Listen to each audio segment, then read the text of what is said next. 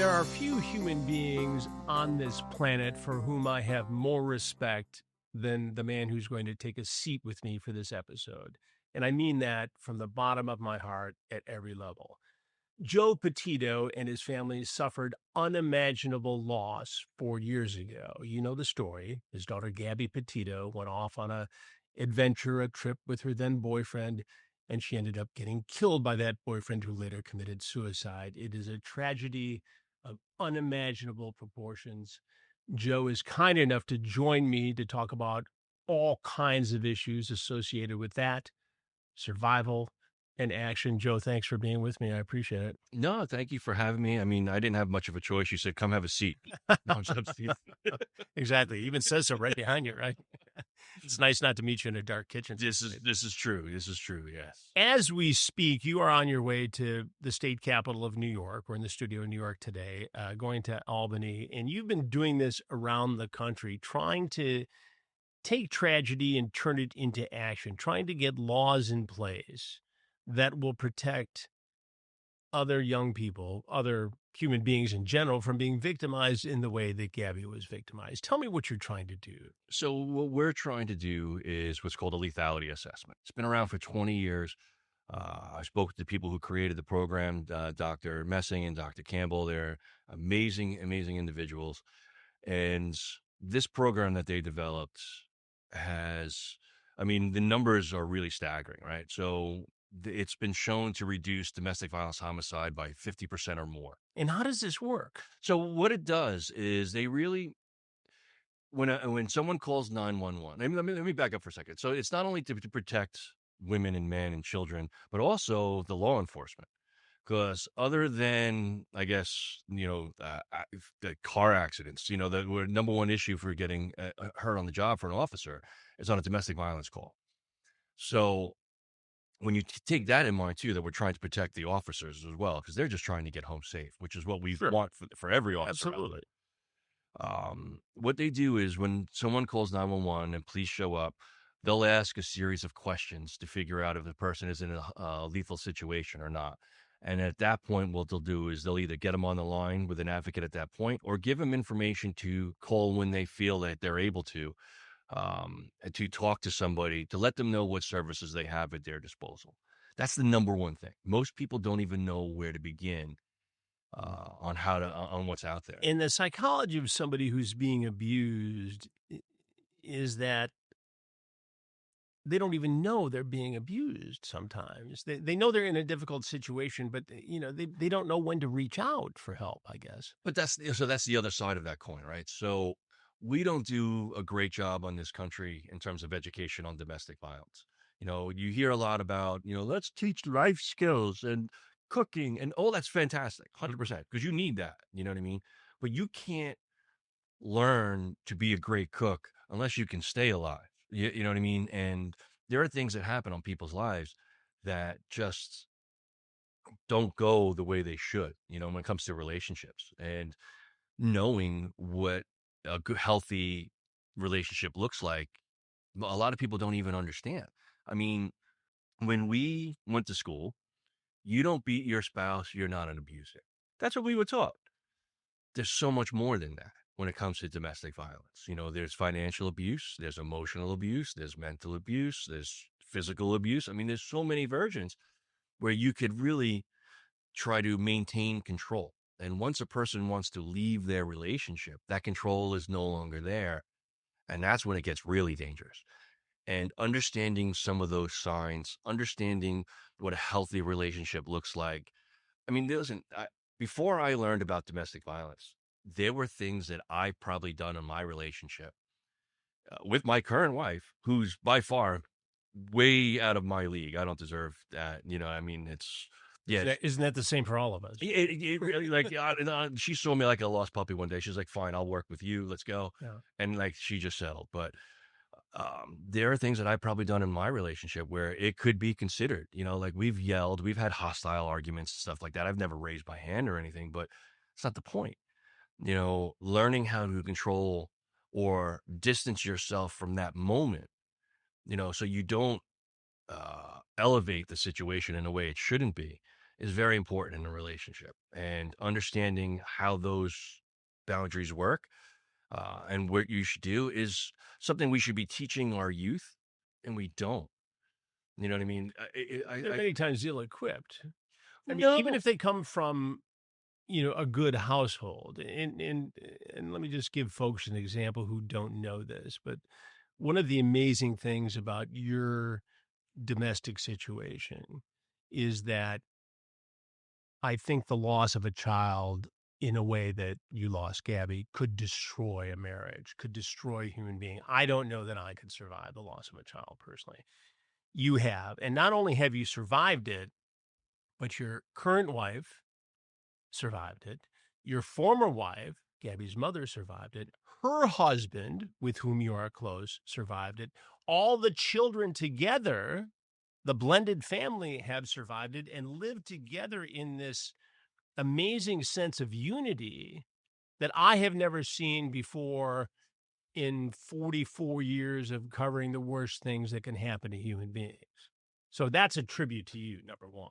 And I appreciate that. And to be honest with you, True though. My wife and I talk about it all the time. I listen. I love your wife. She's amazing. Yeah. She is 100%. But another Gabby. Yeah. It's really, listen, my wife forced me to go to therapy, Right. the first time. And to be honest with you, we went for, I think I went for about a year and a half, almost 2 years talking to a therapist, and she was by far amazing, 100%. She was absolutely out of this world. It got expensive. It wasn't covered in my insurance Right. and stuff. Like it was, but it wasn't. You pay up front, you get the money back later on, and it just never, congealed the right way. But so I stopped going after like 2 years. And recently, I just found myself lashing out at people who don't deserve it. And me and my wife were talking like, I got to go see somebody. So I just had my first appointment last week again. How'd that go? Well, amazing. You know what I mean? It's something that needs to happen. Listen, if you have something that you want to get off your chest, I'm the guy that grew up. Guys don't cry. Yeah. You put it in a box, Same stick thing. it away. Same You know what I thing. mean? And you do what you got to do. Focus on your job. And I've been focusing. I think I kind of just masked it, helping other people. That was my drive and all that other stuff. And it's still my drive, but I wasn't taking care of myself. And you can't help somebody unless you're able to help yourself first. You know what I mean? Put yourself in the right spot. And I just found myself going down the wrong path. And me and my wife were talking. So, yeah, I'm going to see somebody. And I encourage everyone to do that. How has therapy helped you? There are a lot of ways to medicate. There's alcohol, there's drugs, there, athletic, Yeah. sporting things you could do, physical activity. But at the end of the day, you need to get your mind right. And you're talking to a guy who's never been to therapy. It's been suggested on numerous occasions, but I'm kind of like you. I said, look, I have a nice cement cap over all that ugliness I've seen, and it's very good down there. And I don't know that I need to bring it up, but I know intellectually that that's not the healthiest way to go about it. How has therapy helped you? Well, it's helped me in a lot of things. So I want my kids to see that it's okay to go to therapy.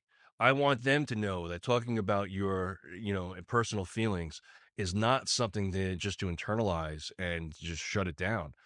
Um, it's important to get that out because I don't want them to do something to their partners, to lash out in any way, shape, or form. I'm a product of domestic violence. My father beat my mom savagely. Yeah. You know what I mean? And so, I watched it growing up. And my father tried to kill me when I was 4 for touching his car.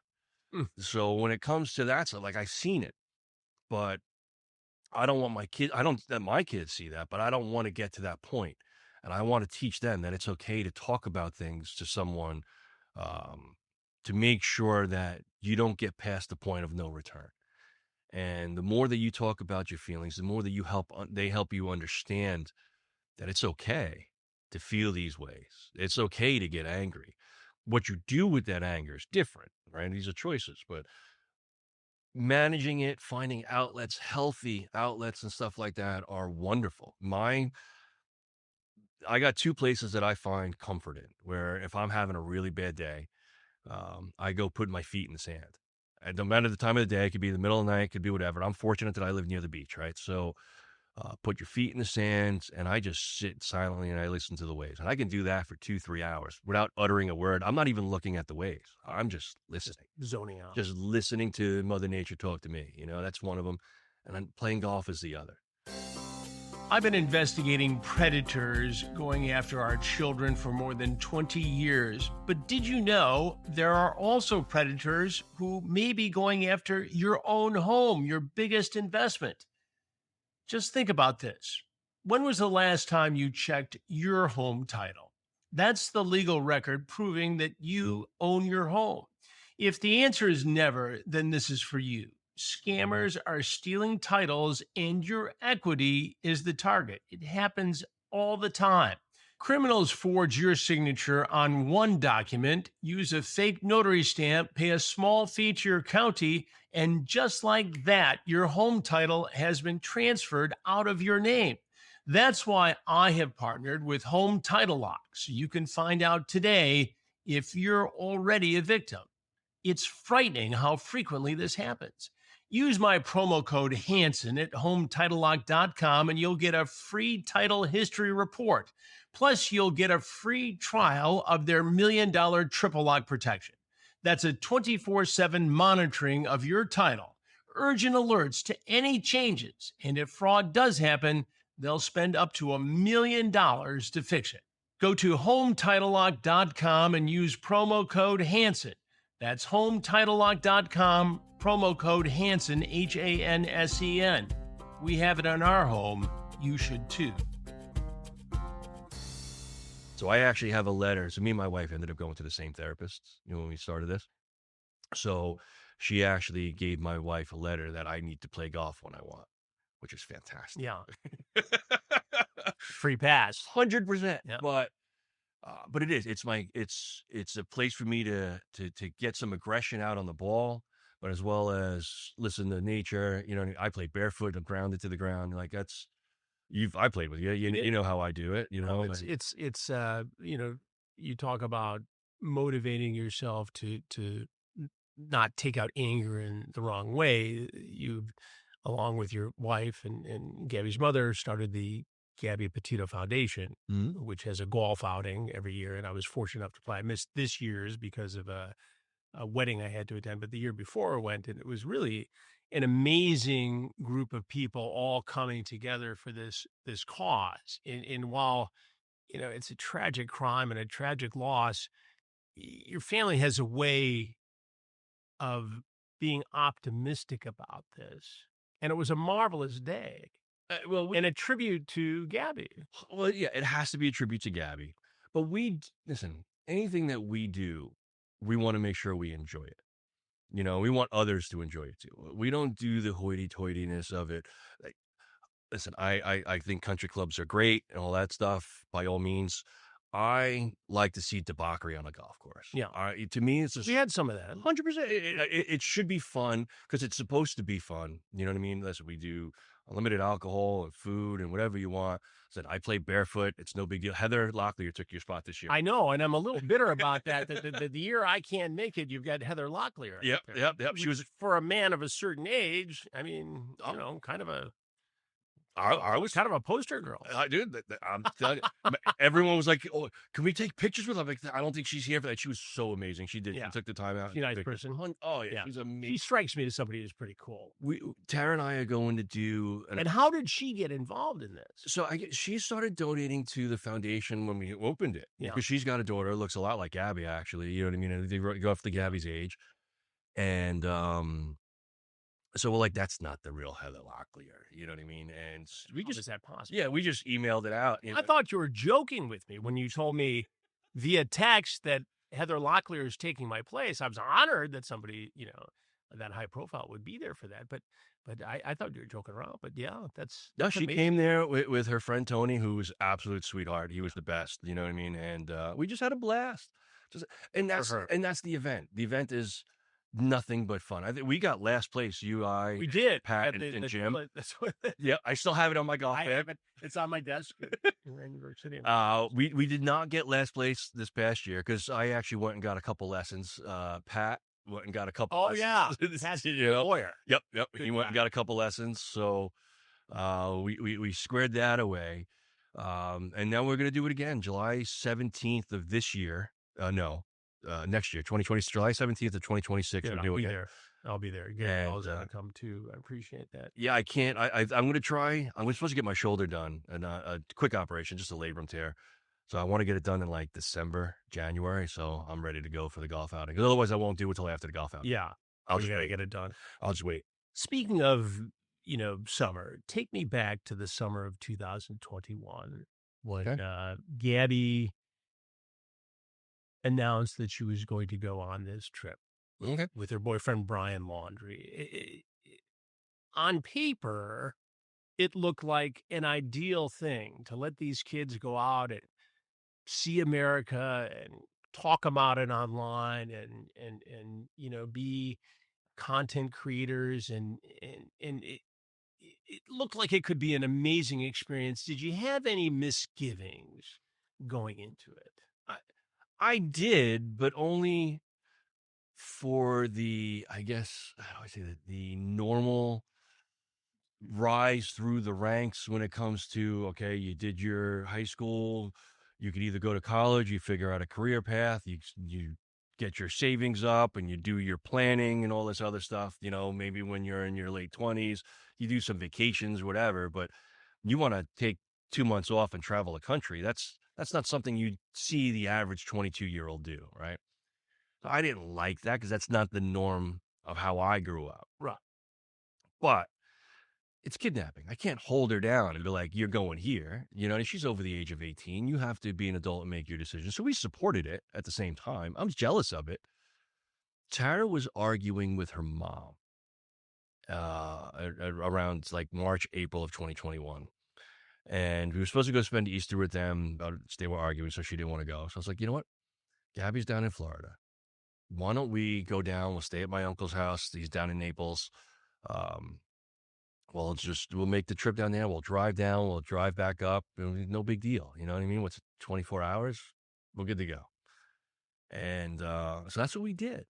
And while we were down there, and Gabby came, and met us and stuff like that. And she showed me the van then.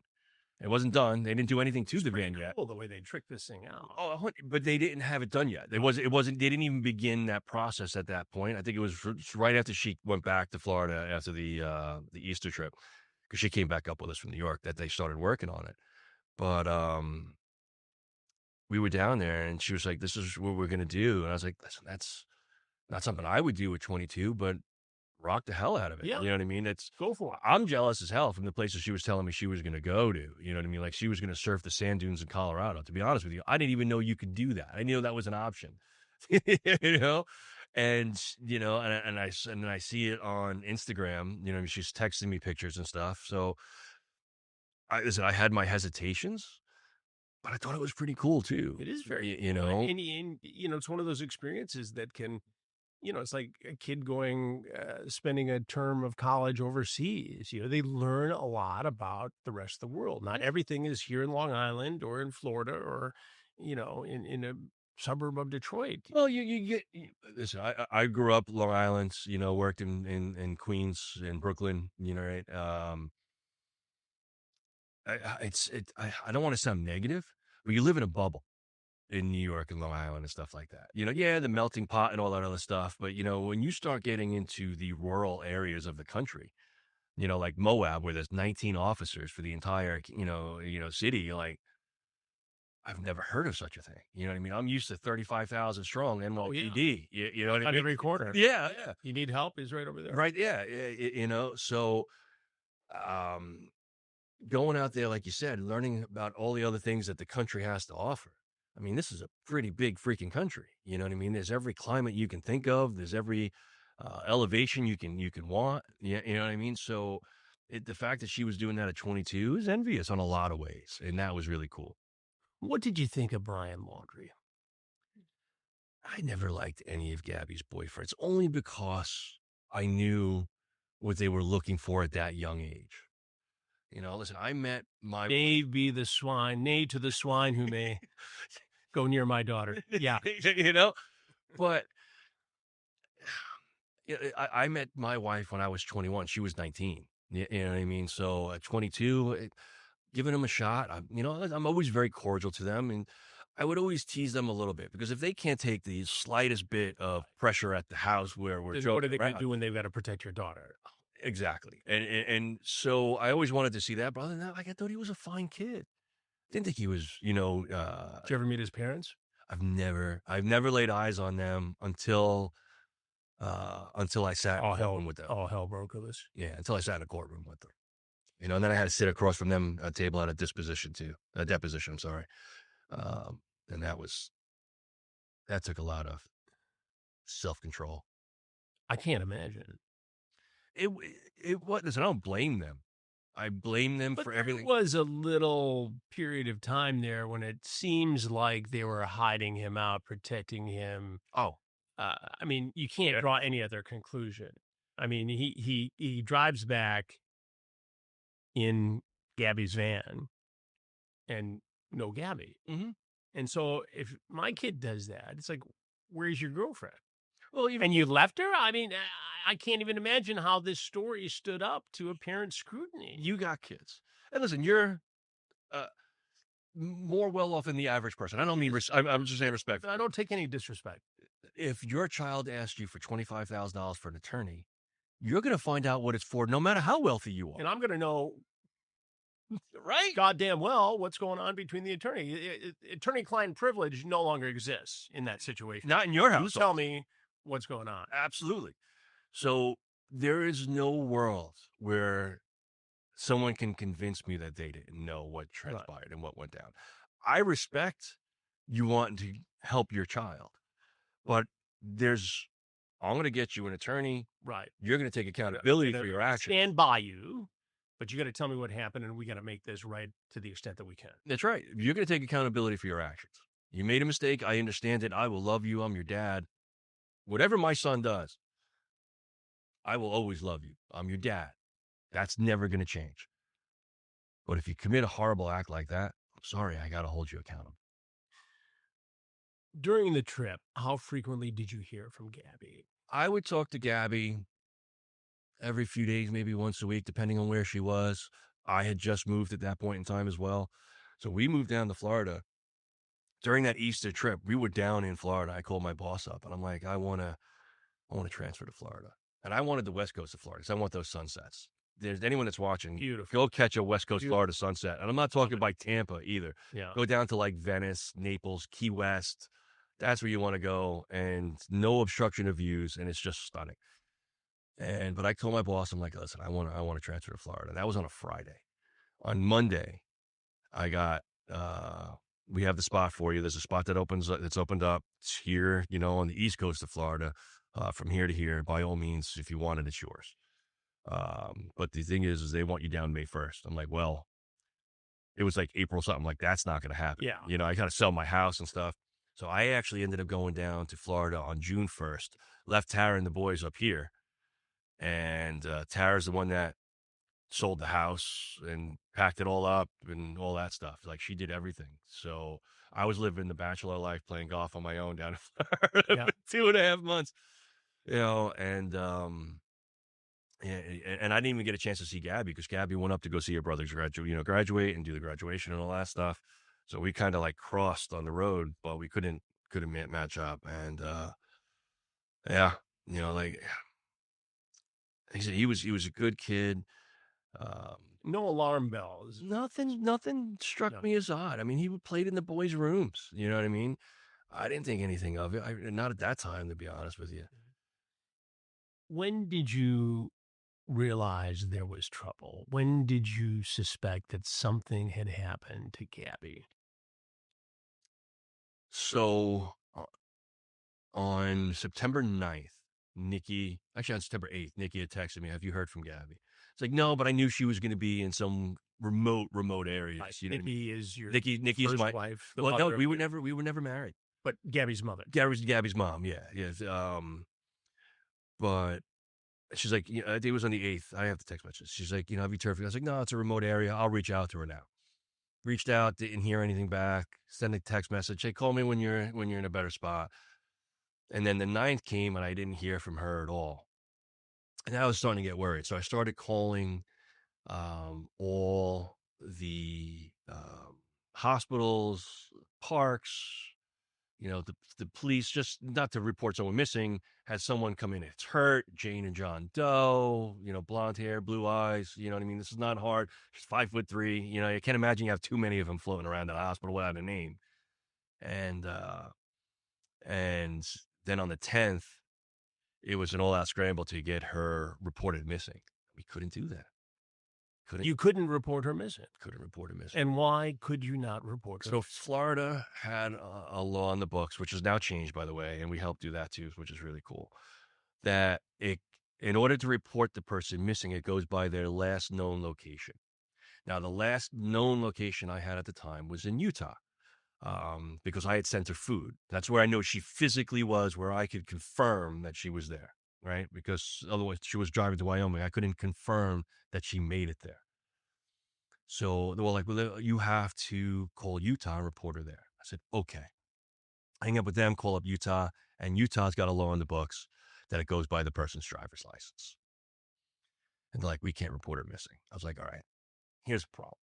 And I spent the remainder of the day going back and forth with both precincts. By the time I started calling them, they didn't even ask you 911, how can I help you? They picked up the phone. Hey, Joe. Like, it was like that at that. They knew who you were. They knew that, yeah, because they see the phone number. They know who's calling.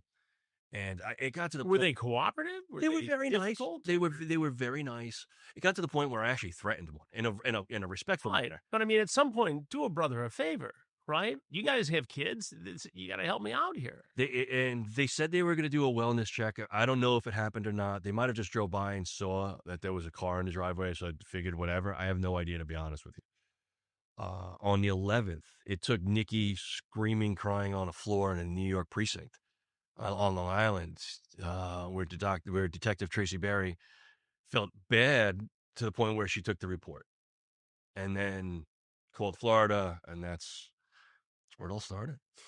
One of the most disturbing pieces of video I've ever seen in my 44 years of being a journalist is the body cam video. The Moab stop on August 12th. Right. Of law enforcement interviewing Gabby, interviewing Brian, and almost treating Brian as the victim of domestic violence here. Now, maybe I'm jumping to conclusions, or maybe I'm jaded, and obviously, who I'm voting for in this, right? And you got to go back a ways. But it's disturbing, and maybe they're just doing everything by the book. And again, I work with law enforcement all over the country. I know law enforcement tries to do the right thing all the time. Well, if they would have done it by the book, then, because you remember when they put Brian in a hotel. Yeah, that's the thing. So she's got to sleep in the van. Your daughter has to sleep in the van because she, according to Brian, is the aggressor and the aggressor of the domestic violence. So in order to assume to be the criminal in this, when they put Brian in a hotel, they paid for his hotel. And there's a statute that they have where a domestic violence victim will get a comped hotel room. So they use a domestic violence statute to pay for the hotel, but you classified it as a public incident or whatever they classified it. They didn't classify it as domestic violence. So how do you pay for one using this, but you don't classify it as that? They took pictures of Brian's, scratches. Tattoos. They didn't take pictures of Gabby's. And they pointed them out on the camera, on that body cam footage. They pointed out where she had scratches and stuff on her face. We sent the picture. I've seen them, yeah. So, I listen, we support the Blue, as a family. Absolutely. I have the utmost respect, to be honest with you. The stuff that we ask cops to do, sometimes in a pitch can be really difficult to do sometimes. But domestic violence, other than traffic incidents, like we said before, is your number one call. Now, it's like anything else, Chris.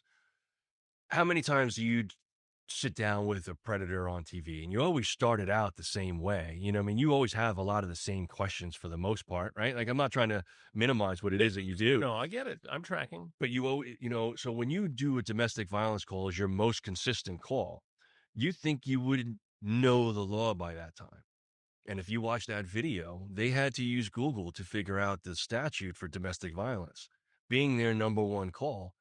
And then they got it wrong. I mean, and he's not new to the force. Matter of fact, he was the chief of police up in Salina, Utah.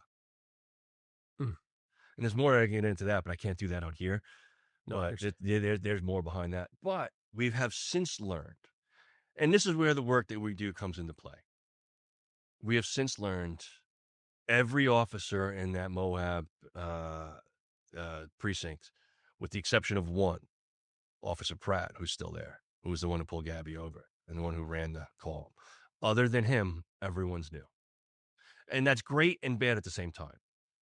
Working with law enforcement, you don't have the tutelage you get from the 20-year vet. Institutional knowledge. Yeah, you don't have that knowledge anymore. You don't have, hey, what do I do in this circumstance? Maybe they brought someone over who has, whatever, but you need that veteran presence to help guide you through certain, things that arise on your day to day. So the stuff that we do, like Jim goes around the country training first responders and law enforcement on domestic violence red flags, what to do in that situation, what information to give. I mean, he's really put together. Jim Schmidt. Jim Schmidt. And he goes around the country literally teaching first responders and EMTs and all this stuff what to do in that situation. It's not everywhere that cops show up. You know what I mean? A lot of times it's just firemen and EMTs, especially if it's just a medical call. So we do that. We do the lethality assessment. Jim and I, we're training the LAPD. I'd like to say it was back in August. What month are we in? We're in October. I think it was August. We went and trained the LAPD to use the lethality assessment, which was, fantastic that they're taking. Utah changed the law. Now it's a statute in the entire state. Florida changed the law. It's in the entire state now. And right now that's why I'm here in New York, kind of sitting with you, is because I'm shooting up to Albany to do the same thing. It passed the Senate unanimously here in the state. It's sitting in a committee. It shouldn't be in a committee this long. I'm sorry. But I guess it's going to get voted on in the House in January. So I'm up going to kind of champion that bill later on today in Albany. They're doing what's called Purple on the Plaza. It's an event to kind of talk about domestic violence, being Domestic Violence Awareness Month, and that bill. Brian ultimately returns to Florida. Mm-hmm. Gabby does not. Mm-hmm. When did you realize that he was home and she was missing? So on the 11th in the evening, I had called Nikki and said, listen, I'm just going to go to their house tomorrow morning. First thing, I'm going to be there at 6 a.m. knocking on the door.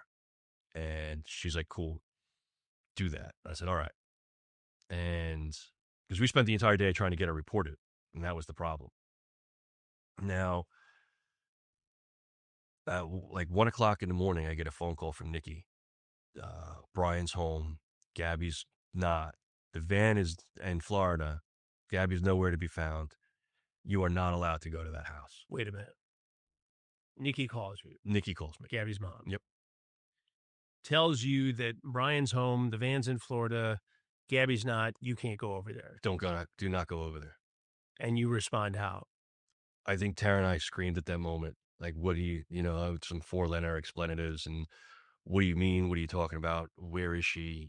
Anything that a rational person would say or an irrational person would say at that point in time.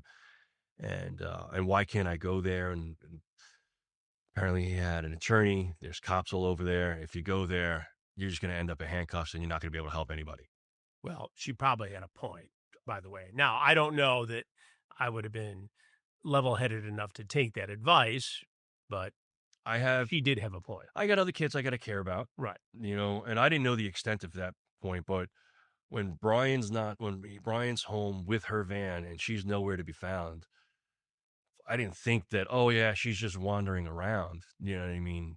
You have to think foul play. You think the worst. I wasn't naive. In all those interviews that we did, I think I said it in a few of them. I'm not naive on how this plays out. But you have that hope. You really do have that hope. So when I meet the Beth Holloway or the David Robinsons, Natalie Holloway, Daniel Robinson is still missing to this day. Tyrese Gibson is still missing to this day. You know what I mean? There's so many people that are missing. How the parents go that long. We went 9 days, worst 9 days of my life. You know what I mean? In terms of not knowing how parents go that long, years, 20 years. Natalie Holloway is still missing. To be honest with you, she's still missing. And Beth Holloway, she's an absolutely amazing person. Oh, I've interviewed her and spent time with her. We covered this story back in the day for Dateline. And yeah, so like watching how she handles it, you know what I mean? That's the admiration that I have. Watching how David Robinson handles himself, that's people that I admire, because Tara, Nikki, Jim, myself will tell you, we were lucky. You know, we were able to bring her home. And we were only able to do that because everybody else that helped us. If it wasn't for social media, if it wasn't for the public pushing, we would have never had that many eyes. I mean, to be honest with you, it was in Wyoming. We didn't know she was in Florida. We got her reported in New York. You have the entire country. Where are you going to find? Where are you going to start looking? You know? So, how much of a piece of you died when you realized what had happened to Gabby? To be honest, Chris, I'm still trying to figure that out. I think it's not a piece. It's not a piece, man. You know, and there's no closure on the death of a child. I wake up every day. Facebook memory sucks, by the way. That's a feature they should get rid of. All right, because that shit comes up. Oh, and it's brutal. But there's never closure on the loss of the child. It's just, you learn to tolerate it. And here's what I'll tell anyone that's out there that's having a hard time now. The worst thing that's ever happened to me in my life was on September 19th when Jim called me up and said, Gabby's gone. She was found. If I can make it past that point in my life, nothing I endure can knock me down. And I want people to know that there are people who have gotten the absolute worst news of their life, and they made it another day. And you can make it another day, and the next day, and the next day. If that day didn't take you, you can get past every other day. Don't let that darkness win. There's light there, I promise you. Don't let it win. Sorry. I think you're absolutely right. And there's no reason to apologize. Ryan Laundrie ultimately took his own life. Mm-hmm. Left a note. FBI indicated that he took responsibility, or at least in his own way, admitted that he killed your daughter. Tried to play the hero. Right, exactly. Is it better that he killed himself? Would you have rather have seen him gone to trial and be held accountable and have to explain it in a court of law? Do you even care at this point because you already lost your daughter and he's dead, and you move on and try to create a legacy in honor of Gabby? I mean, to me, it's a double-edged sword on that one. You know, I can't give you the answer of what I'd want. It depends on my mood. Listen, I'd want him in jail. I'd want him in jail because I want him. He was a nature guy, and you took one of the most precious things I have. I only got 3 of them. Now I only have 2. Yeah. So to take nature away from him, to be in a 6x6 cell, cement, you know, whatever, and you're seeing the trees out from bars, and that's what you're going to see for the rest of your life. That should have been his future. He took the coward's way out,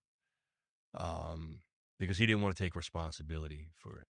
With that, seeing him get arrested and go to jail, that would have given me a momentary, you know what I mean? Grieve, yeah. It would have been a moment. Yeah. And that moment would have been long gone by now, and I'd still be where I am. To what extent do you blame his parents? Anything that happened, so that whole lawsuit that happened with their parents, the only reason we did that was the FBI thought that they knew more than they went camping together in Fort DeSoto Park, for Christ's sake. And had s'mores.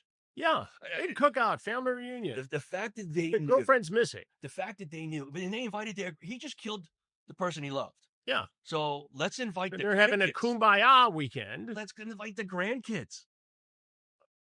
I'm sorry. First of all, if I was Cassie Laundry and I found out that my parents knew that he just off his wife or his fiance, you want me to bring my kids around him now?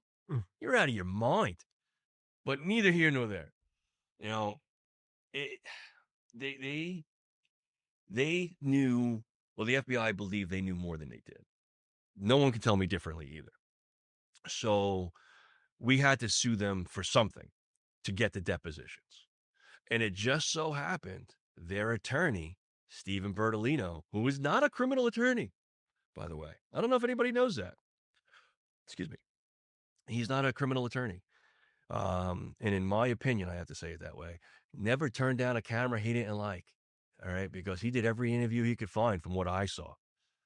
And it was his words and his statements that put out there that enabled us to do the lawsuit that we did. If it wasn't for him, we would have never gotten the depositions that we got. He could have just said, we have no comment at this time. What was so significant about those depositions? I don't know. The FBI encouraged us to sue them to get the depositions. And the minute that we had those depositions, I sent them right off to them. Did you ever read them? I was there. Oh, so you listened. I was in the room. Was there anything you didn't know? No. Everything that I knew, they ended up kind of saying in some way, shape, or form. Like when Chris Laundrie said that Brian told them that Gabby was gone. Well, what do you mean is gone? Come on. When you just wrote a $25,000 check, you knew exactly what he meant. You want to beat around the bush and do a play on words, by all means, have at it. I know what you mean. You know, I wasn't born yesterday. You know what I mean? So, but I blame them for everything that happened to them when Brian came home. So the lawsuit, Brian taking his own life, it just might sound, harsh. It's on them. You wrote a $25,000 check 10 days before the cops showed up at your door. You took him camping 5 days before the cops showed up at your door. When the cops showed up, you should have been like, he's right there. You can take him in. Our attorney will meet you there. But that would have been the right thing. That would have been the right choice. He's not going to say anything, but he's right there. And he's in the system. Let justice take its course. Let's see if the court works in his favor or not.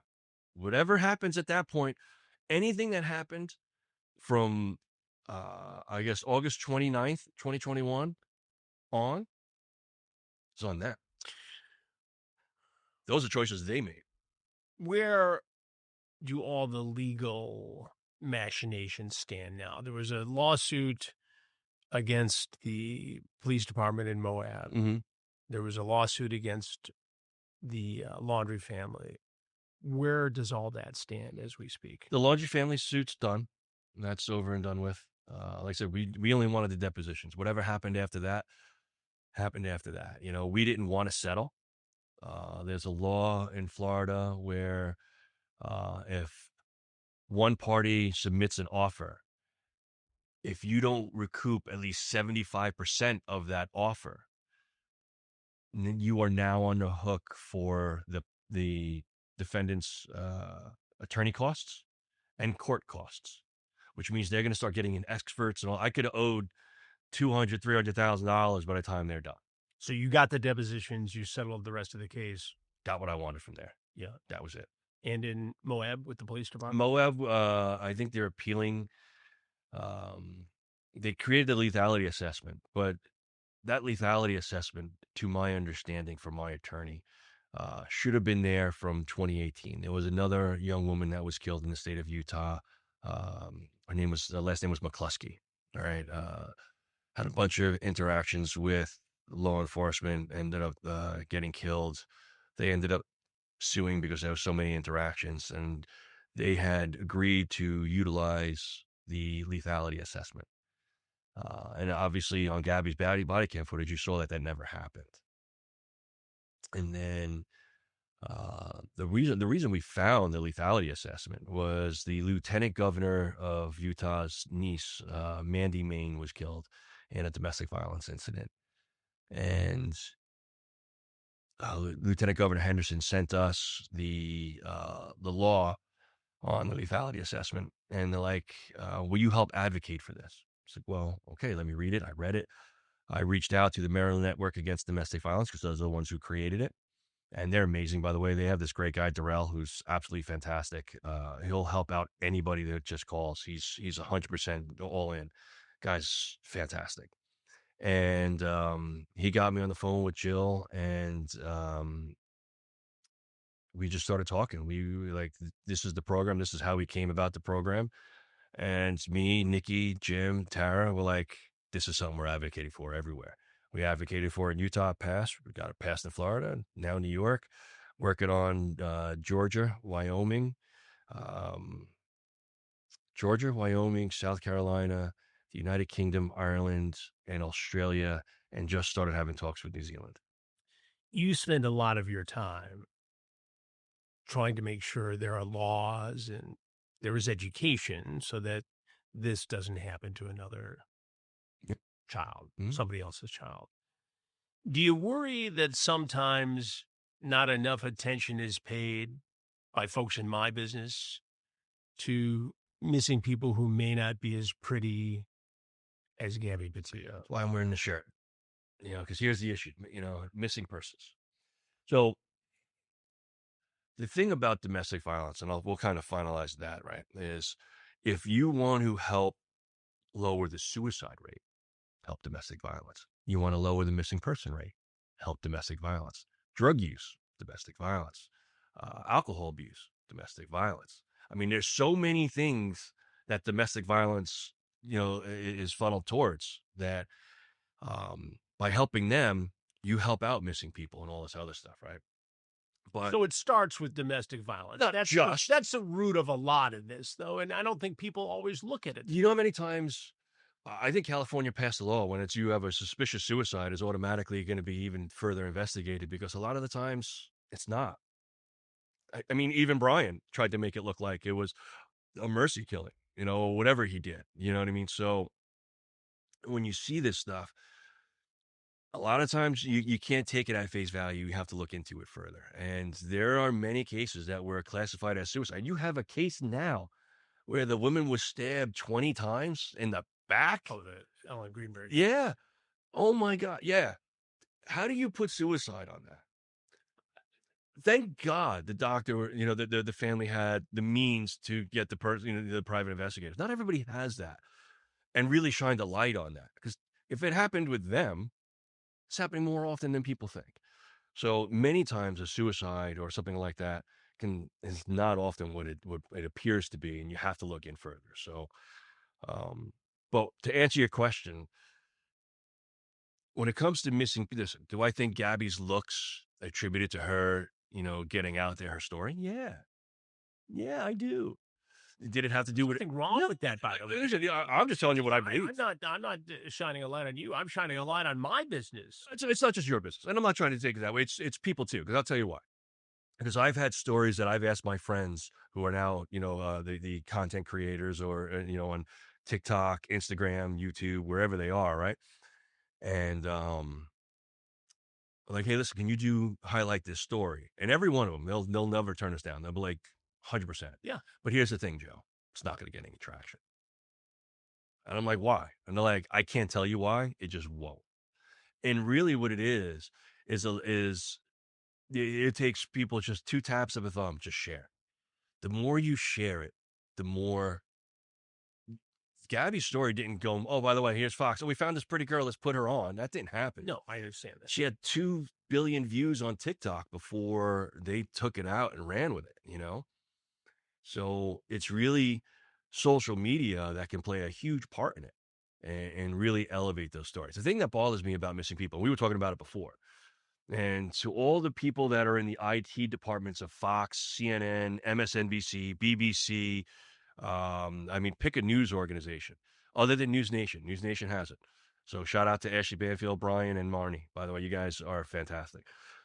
They don't have a missing person link on their main sites.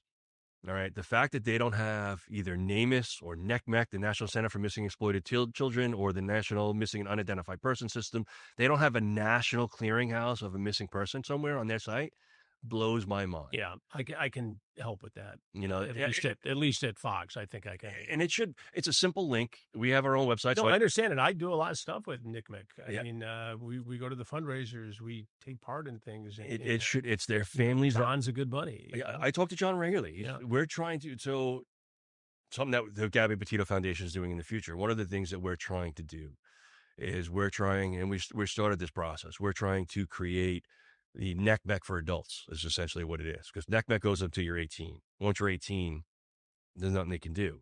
So we're going to try and create that. And NECMEC is helping us to get there.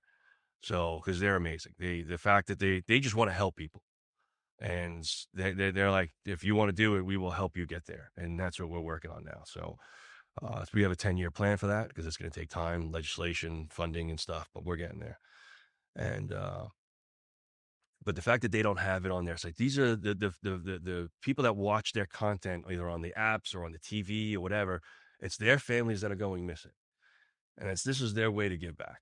So get that on there. Whatever news organization you have, we're going to put that on that. I promise you I'll get to work on that.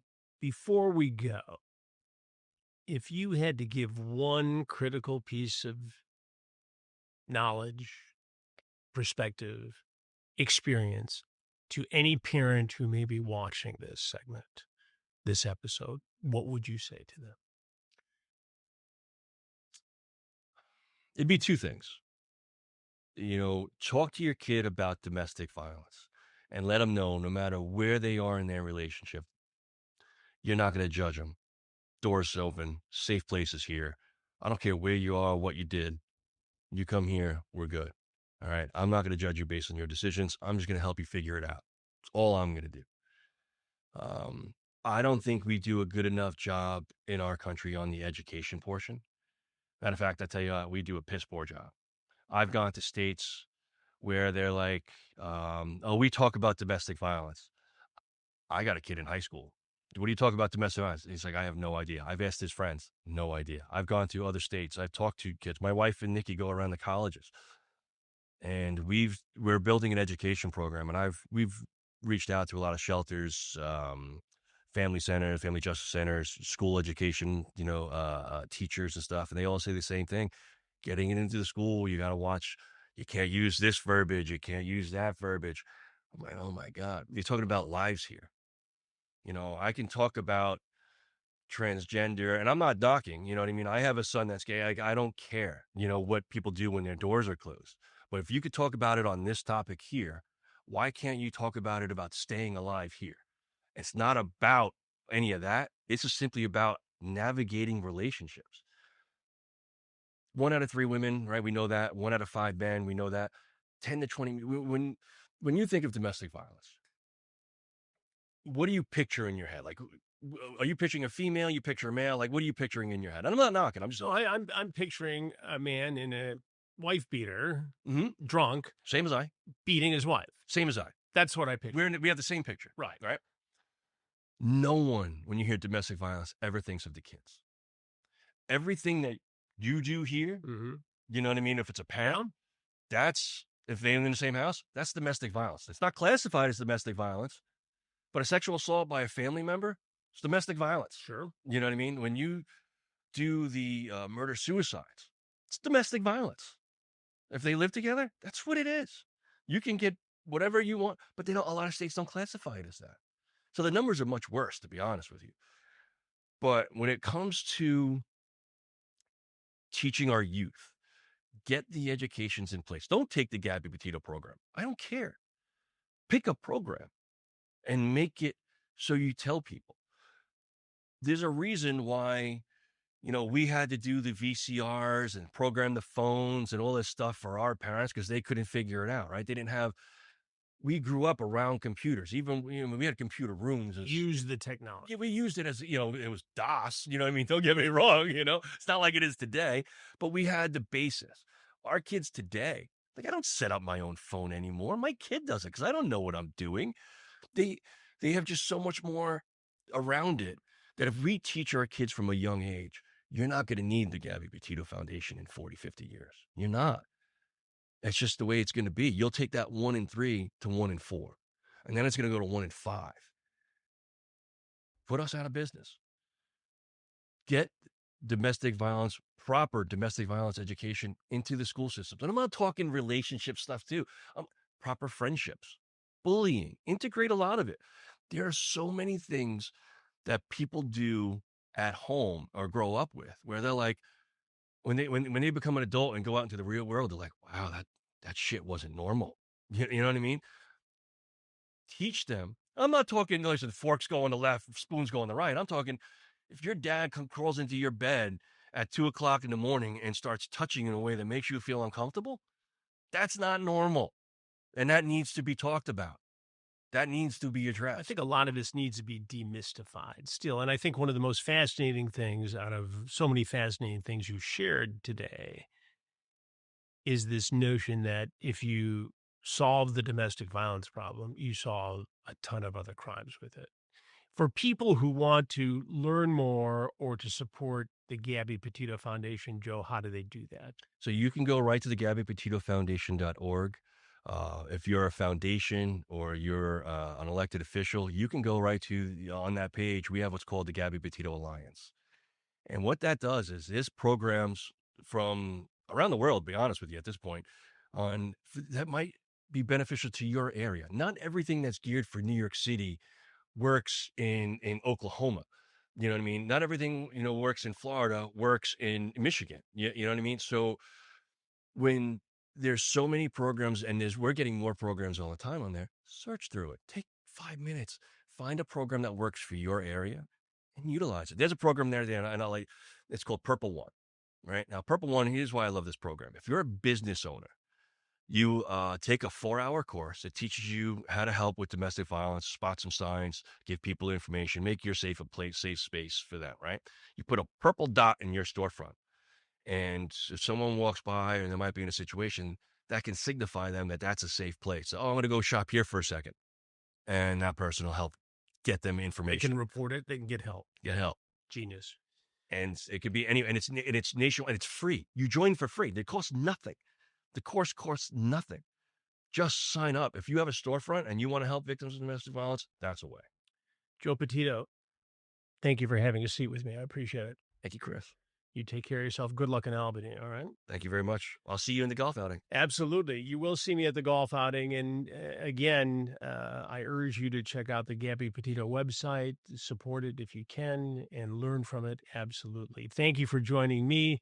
I'll see you next week on Have a Seat with Chris Hansen.